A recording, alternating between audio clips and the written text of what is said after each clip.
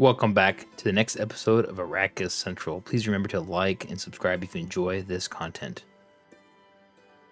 Great gods, if you could do this to the strongest of us, you're worth 10 times your weight in water. Stilgar.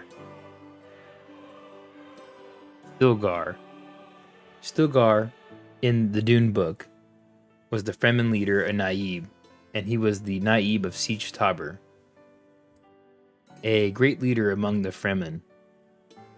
He would end up being the governor of Arrakis from 196 AG and onwards.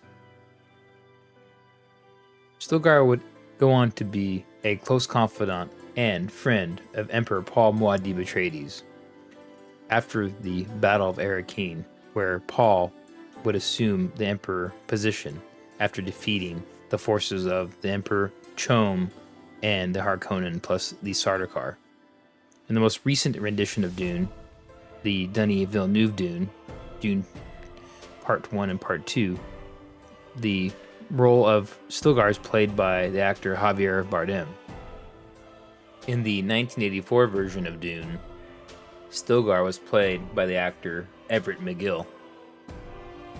In the 2000 rendition of the Sci-Fi Channel's miniseries Dune, Stilgar was played by the actor Uwe Osenknecht.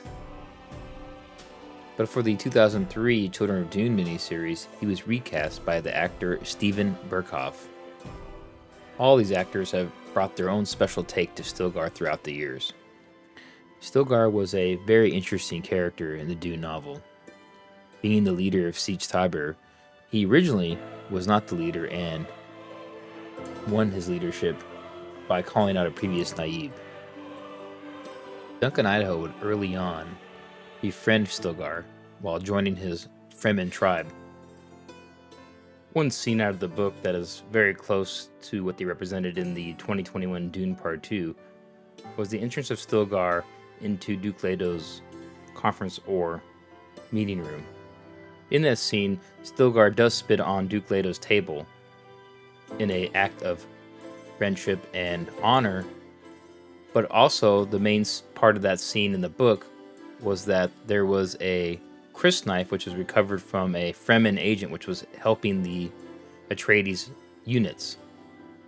They were going to unsheath that knife in front of Duke Leto, but Stilgar came in to the throne room and said, "Do not unsheath that knife because the Fremen that died in the service of the Atreides was a friend now."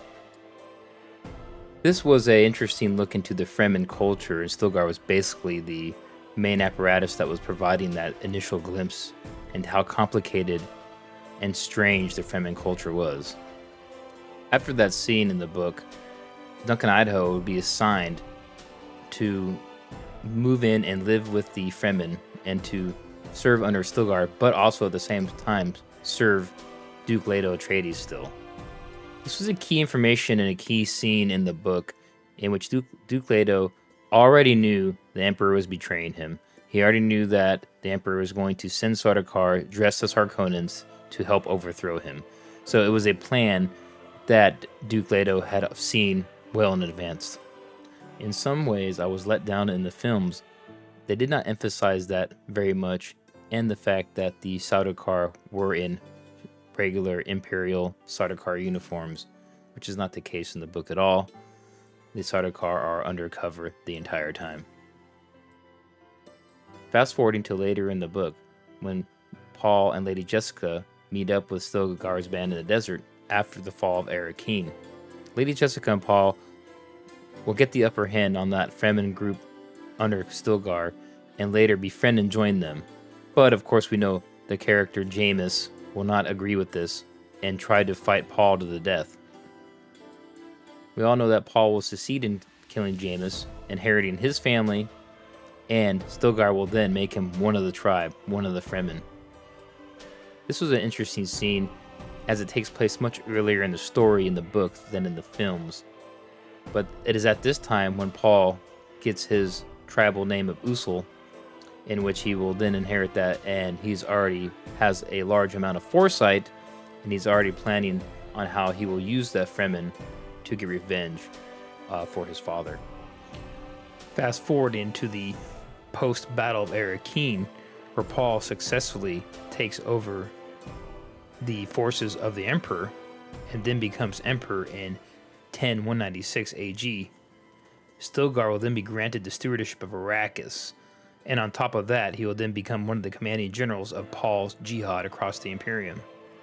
When referencing the direct sequel to Dune, Paul of Dune, which was written by Brian Herbert, Frank Herbert's son, Stilgar is set as one of the lead military commanders for Paul Muad'Dib Atreides. And in this book, in many cases, he is assaulting different planets, and in one scene, he's actually assaulting Kai-Tane and takes back that planet because it has resistance elements from the Emperor who's been banished there. Stilgar would go on to establish a treaty with the Ixian Confederacy towards the end of Paul's jihad, which would bring somewhat of a peace after that time. But after we get past the events of Paul of Dune, if you read the books in order, you then move straight into Dune Messiah, which, caution, there will be spoilers ahead on this point of the video for the upcoming Dune Part 3. But basically, in the events of Dune Messiah, Stilgar will go on to help Paul uncover the traitors who are trying to assassinate Paul. Stilgar will go on to execute many of these traitors, including Korba, one of Paul's most trusted Fedaykin commanders and confidants, Reverend Mother Gaius Helen Mohiam, and then also the Gilstearman's Edric. These will all be co-conspirators in the assassination plot on Paul Atreides in that book. Stilgar would continue to live past, well beyond the events of the disappearance of Paul Muad'Dib in the desert, and even into when Elia would become regent of Arrakis. And more spoilers ahead, that Elia would become, due to her memory of her awakening of her Bene Gesserit, called ego memory, the Baron Vladimir Harkonnen, or the memory of him, would take over and possess her. And she would go on to marry the Gola, or a clone of Duncan Idaho. The key point of that, but Stilgar would go on to kill Hate, who was the Gola of Duncan Idaho and husband of Elia, and eventually would be instrumental in the unifying of the Fremen tribes between him and Lady Jessica. And of course, all this was happening during the ascension of Leto Atreides II, which is more information for another video.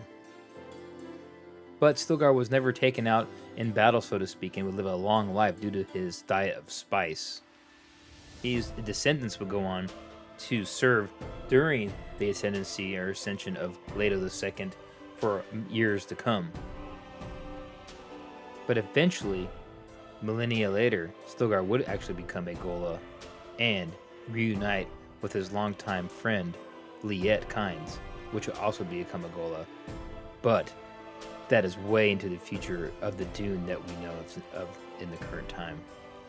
But in closing, Stilgar was one of the most key figures or characters in the Dune saga, and I will be interested to see how his portrayal is shown in Dune Part 3 or Dune Messiah with Denis Villeneuve's vision in the next few years. Until then, I will see you later.